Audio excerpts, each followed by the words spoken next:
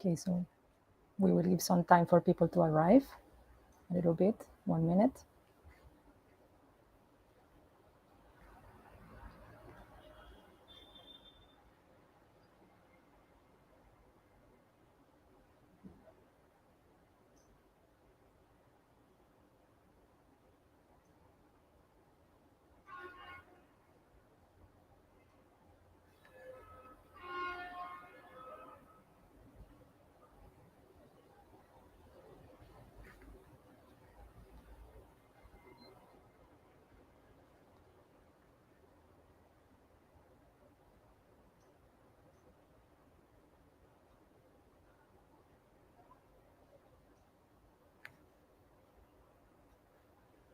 All right, what do you think if we start right now or we wait a little bit more?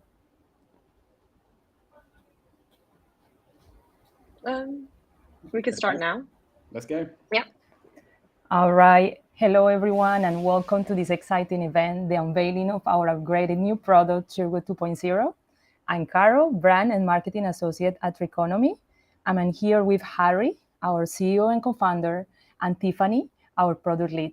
Together, they will be leading this webinar, starting with an introduction of the nature-based solutions arena, of the challenge of the nature-based solutions arena, and then we will move on to a little bit of a background of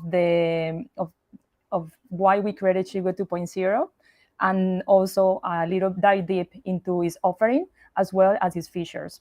At the end, we will have some time for a Q&A session.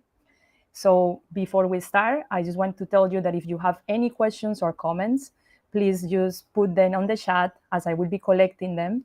And I will summarize any main topics for Harry and Tiffany to answer during the Q&A session.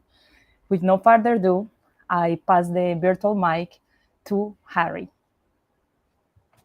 Thank you, Caro, and thank you everyone for joining. I thought it'd be useful as we start just to set the scene a little bit and reiterate the context that we're working in globally and therefore understand the why for Triconomy and for Sherwood 2.0. So first of all, we're in a polycrisis. It's a crisis of nature depletion, a loss of abundance, a loss of wildlands and of species. The WWF report shared that 60% of mammals, birds, fish and reptiles have been lost since 1970.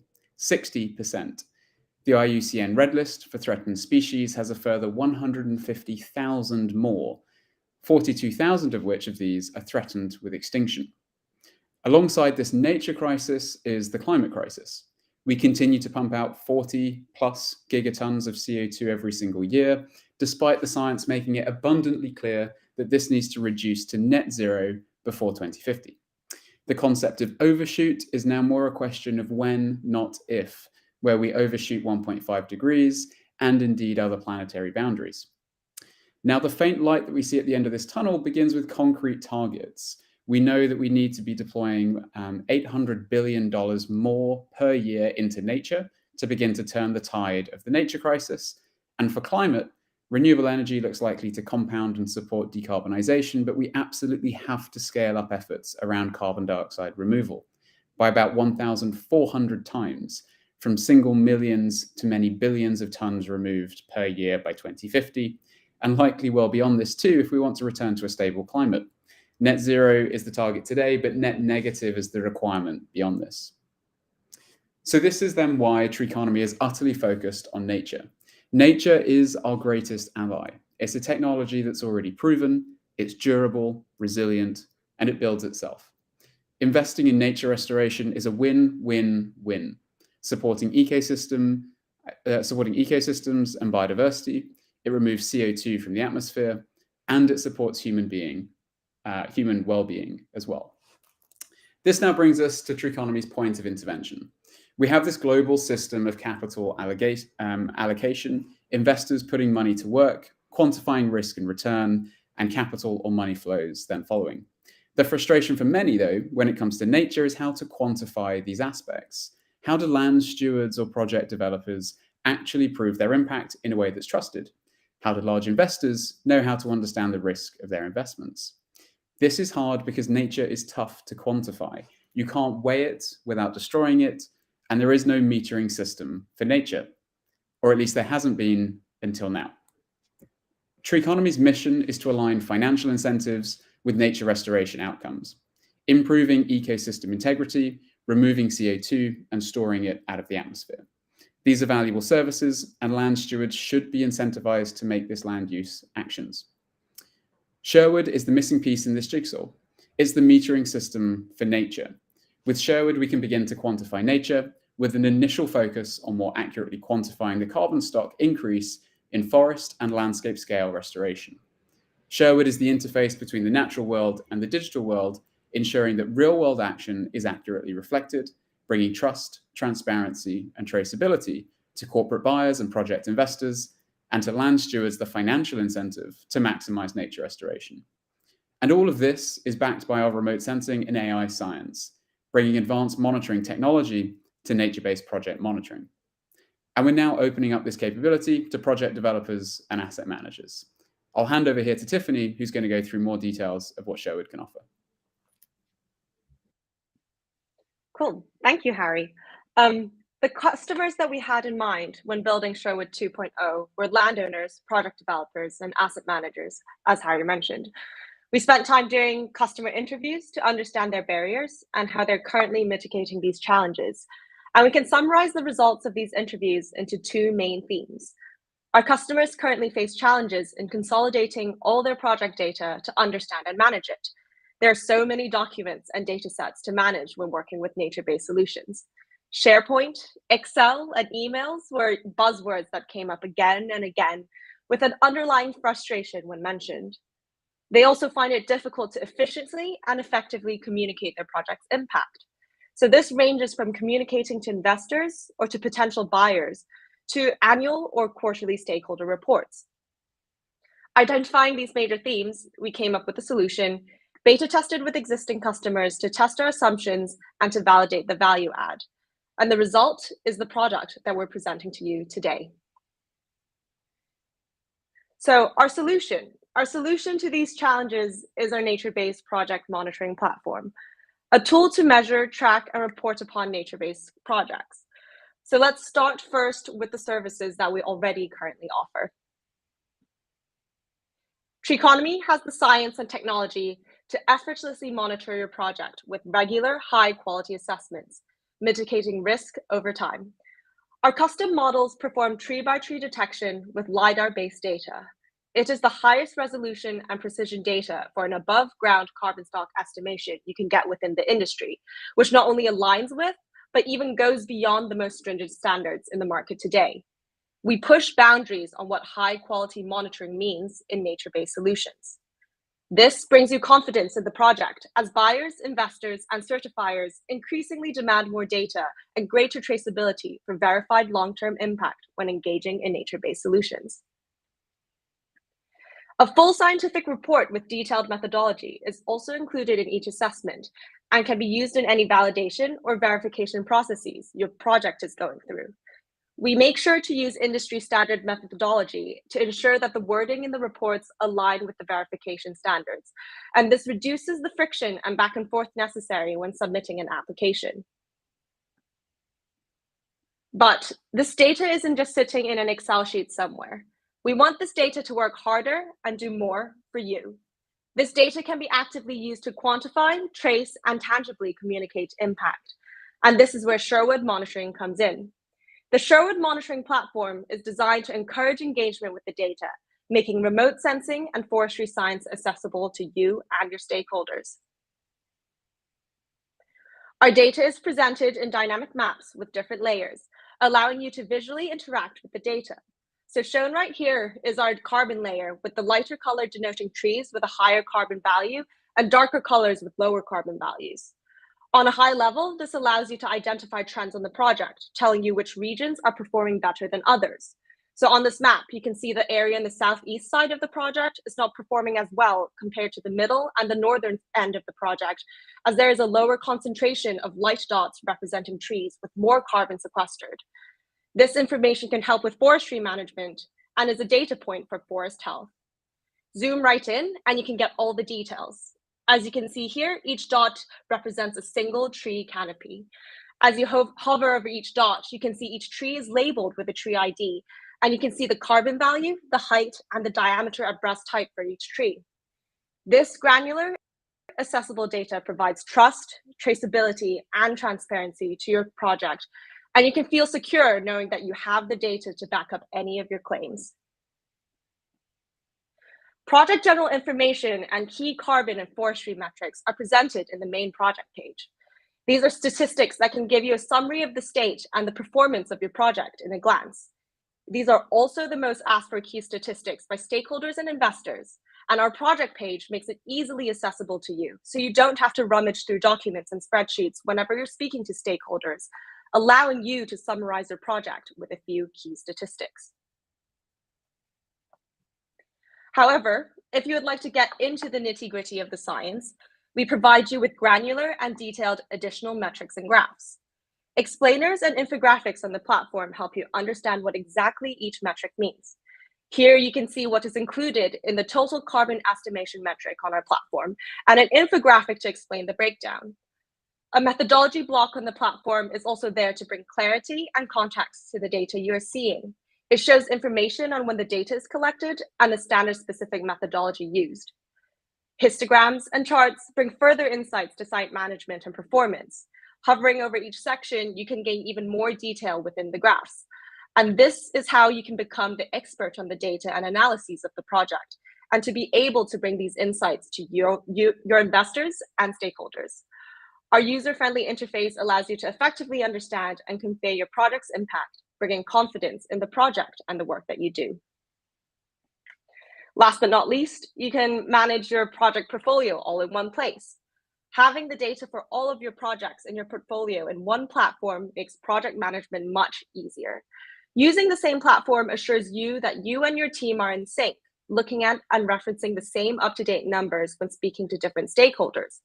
Our dashboard gives you a high-level portfolio oversight with summary statistics, and the table allows you to quickly compare and contrast across different projects. You can feel in control of the documents, the data sets, and your projects, even when scaling up your team and your portfolio with projects all across the globe. Our data also allows you to maximize the return on investment on your project's carbon removal credit. Granular, accessible data not only provides trust, traceability, and transparency to carbon credit buyers, it also tells a compelling and charismatic story. So projects monitored by Triconomy have been able to sell credits at a premium price. The granular but understandable data highlights the integrity of the project and also the developers managing the project. This has allowed these projects to rise above their competitors in a market where accusations of greenwashing and green hushing is a material reputational risk. The project itself and the credits are sold and valued at much higher than their counterparts, ensuring that the projects get rewarded for going beyond what is required. So in summary, what makes us different? As we mentioned, this is the highest resolution and precision data for tree carbon stock estimation you can get within the industry. Having this data in your arsenal future-proofs you as voluntary carbon market standards and ecosystem service markets evolve. You cannot go back into the past to collect data you don't have, and we know that regulation is only going to become stricter as deadlines for net zero claims come closer, and the market being on edge due to false claims from bad actors. You can feel secure that no matter how the markets, standards, and regulation changes, you have the data and the resources to respond to it, keeping your project relevant, not only in the carbon markets, but being able to capitalize on any emerging markets, such as biodiversity credits in the future. Secondly, we also know that data is useful only if people engage in it. Our platform encourages you to understand and use cutting-edge remote sensing and forestry science to communicate with data. These are tools to bring quantitative metrics to demonstrate the value of nature. This platform turns data into insights, and hopefully from these insights, it brings action that we desperately need to address the challenges our climate is facing. So this is Sherwood Monitoring Platform, a platform that enables project developers, landowners, and asset managers to quantify and communicate the impact of their projects. But in order to scale nature-based solutions, we also need buyers to invest in and purchase credits from these projects. Our marketplace, Treeconomy Carbon, connects quality projects to buyers who are willing to pay the higher price, enabling people to fund and invest in nature-based solutions. This is where storytelling by data is put to work, as all the projects listed in the storefront is monitored by Treeconomy, using the same granular data in Sherwood monitoring to give quality assurance to all of our buyers. So hopefully you're intrigued by our offering. And now I will hand the mic back to Harry to talk about what is coming up next for Sherwood.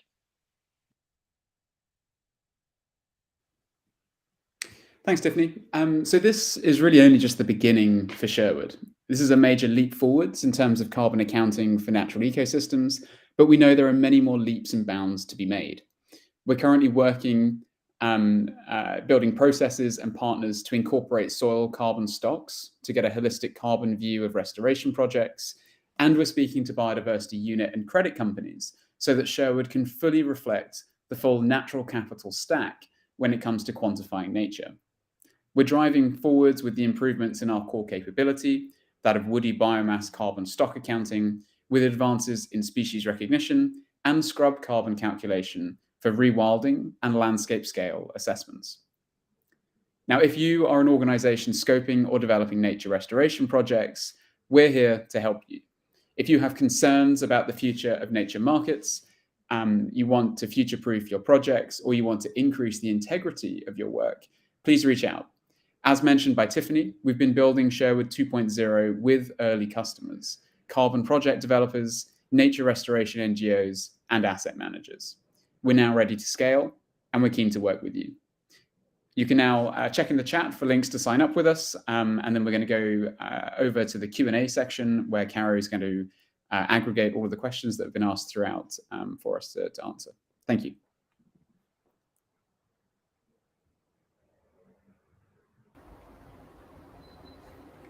Hello again. I hope that you enjoyed this amazing presentation. And now Tiffany and Harry will answer some of the most common questions that we have about Sherwood. The first one is around how often are our projects scanned? Yeah, I can kick off on that if that works. So really the assessment frequency is flexible. So it depends really on the projects that we're looking at. We have a recommended assessment schedule for various project types. So if you're looking at projects with set frequencies, then we tend to match those.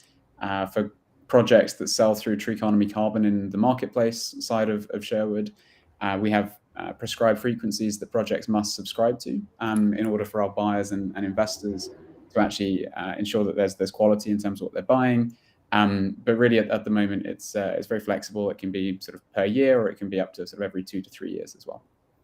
But here there is also a question, and I think Rob also have already helped us answer a little bit, but if you maybe want to talk about this, Dr. Mohammed asked about any provisions for soil organic carbon. Yeah, it's a really good question. We know it's a bit of a blind spot when we're using satellites and drones to look at trees, that we're not really looking at soil carbon. So really the way that we're approaching this, we're not attempting to do soil carbon ourselves. Treeconomy is not a soil carbon business. We focus on woody biomass and tracking and quantifying that. But we know that soil carbon is a really important stock, particularly in forest ecosystems that currently is overlooked. What we're doing to mitigate this is we're partnering. So we're using a number of different companies on projects that will go in and do soil assessments. Generally, they're looking at these large cores that are being pulled out, so then we can track soil organic carbon, or SOC, over time. The benefit here of Sherwood is that it gives you a single space to actually aggregate all of that information. So Sherwood is your dashboard. It's your view of that whole ecosystem. It's got Treeconomy's monitoring for the above ground woody biomass fully included. And then we can partner and pull in additional third-party data and track that all in one place. So we do not do it, but Sherwood can enable and aggregate all of that information. Thank you, Harry. I think also linked around that same question, we have one common question about, like, could our users bring data in from other partners for visualization in the platform? Yep. we very much welcome data visualization from third-party data partners.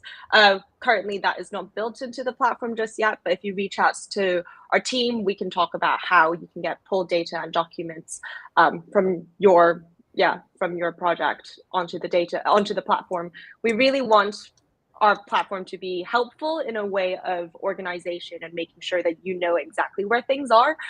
So yeah, just reach out if you have those needs. Vale. Another question is, are tree economy projects all forest-based? So despite the name tree economy, we don't just do tree-based projects. So obviously our predominantly our tech stack has been built around afforestation projects.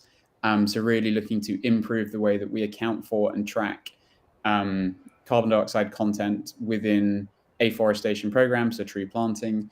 We're now expanding that. We found that actually the data is really valuable for projects doing forest intervention programs, so improved forest management and sustainable forestry practices.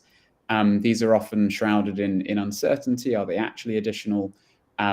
With per tree data tracking, it's actually one of the best use cases we found for the data that we've been building. You can actually locate and identify where individual trees have been managed and the increase in carbon content for that. But then really exciting, the area that I find most interesting in our work is actually looking at rewilding and that sort of broader restoration potential.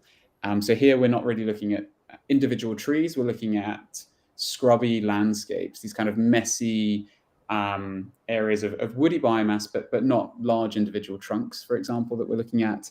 The technology that's used today is still very much tape measures. So if you think it's difficult and inaccurate to rely on tape measures for trees and forests, try putting a tape measure around a bush or a scrubby area. It's obviously not correct. So precision monitoring and particular three-dimensional LiDAR data collection is key to scrub carbon, and that's really important for rewilding, particularly where we're shifting from intensive managed farmland.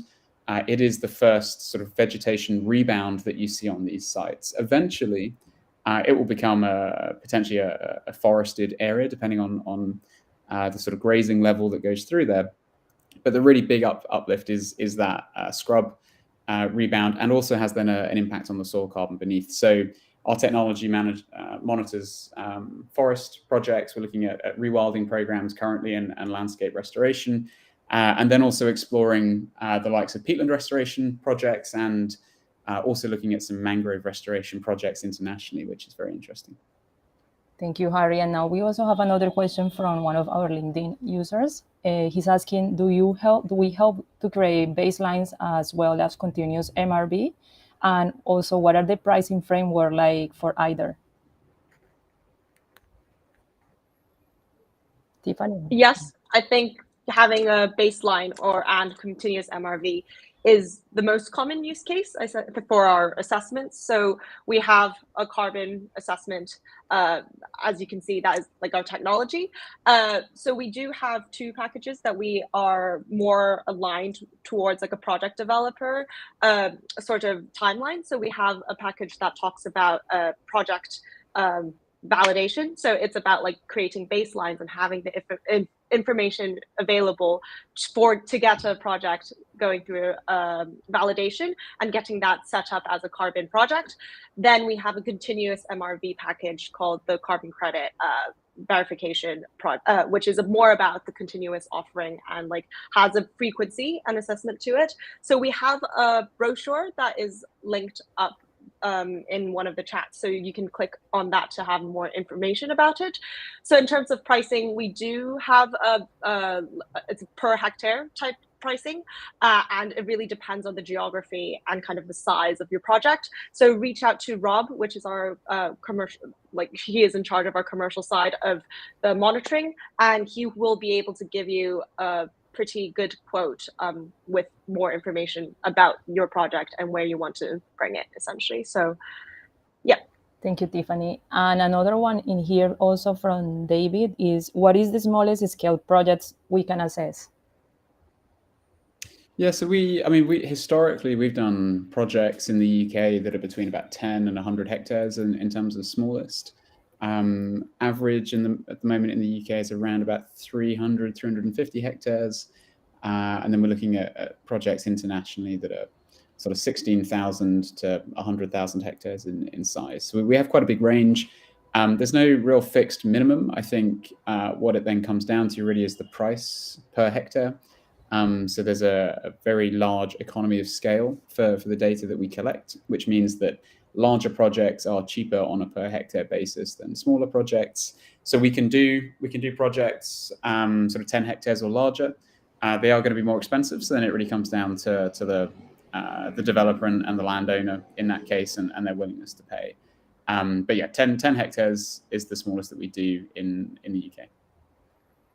Right, thank you. Another question that we also received is like, do we work with projects outside of the UK?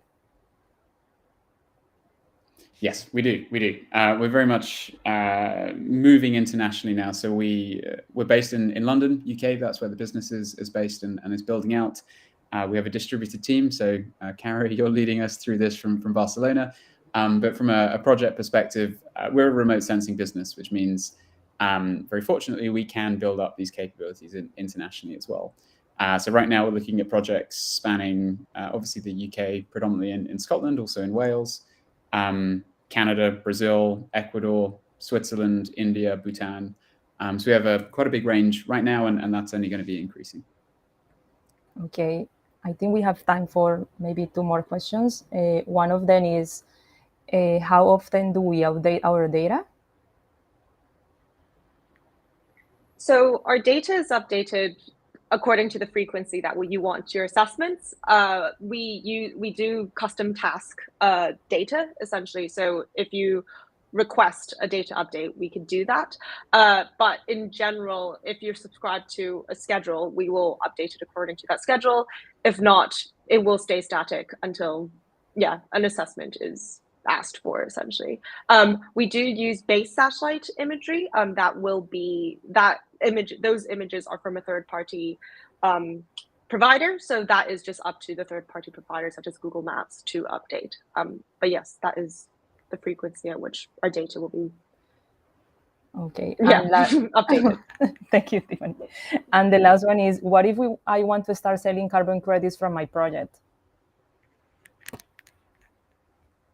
Yeah, I can. Sorry. Yeah, I'll shoot on that. So, basically, what we sell Sherwood monitoring and Tree Economy Carbon as 2 different products. They're obviously connected in that we only support, from a marketing and brokerage perspective, projects that we've monitored. If you have a project that we're not monitoring, we're not going to be selling that. We're focusing very much on trust proving actual carbon removed and only then selling it.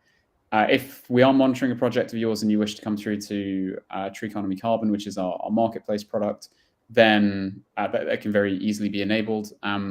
Tiffany's been with the engineering team building a really fantastic and seamless backend, so it's very easy to be able to transfer your project from Sherwood into Tree Economy Carbon.